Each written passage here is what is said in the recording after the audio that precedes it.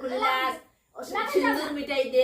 হ্যাঁ পুয়াগু বেমার আর ওরকম করস সারা পরিবারের কাছ থেকে যদি মেয়ে একটা আনতাম হে বুঝলো না সংসারটা খারাপ হয় এরকম শাখা করলো না এরকম চুরি করলো না তাও নেটের লাগিয়া হ্যাঁ হে কিটা তোরে নেট দিত শুন আমার নিজের ফুড়ি আমি এখন পর্যন্ত মুখ তুলে বাদ দেই না কিন্তু তোরে বিয়া করে আনছি তোরে মুখ তুলে বাদ দেই তোরে মা ডাকি আদর করিয়া ডাকি শোনা বয়না কাকি তোরে শোনার মতো বুঝাই কাকির মতো বুঝাই আর তোর কিটা কথা মুখ তুলে বাদ খাওয়াই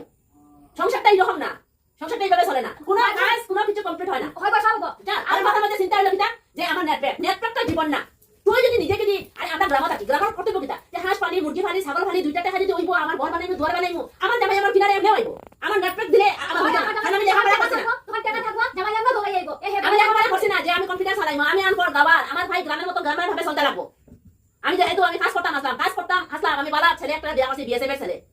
শিক্ষিত ছেলে তো তার সংসারটা আমি ধরতে লাগবো ইটা না আমি কোনো চাকরি না অফিসার না ভাই আমার বিয়া করে বউ আনছে আমার তো ভাত আনতে লাগবো তরকারি আনতে লাগবো আমার নবাকে করে বইয়া খাইলে হইতো না আমি গ্রামের বউ হইলে ওরকম টেনশন রাখতে লাগবো আমার কাজ আমার কর্ম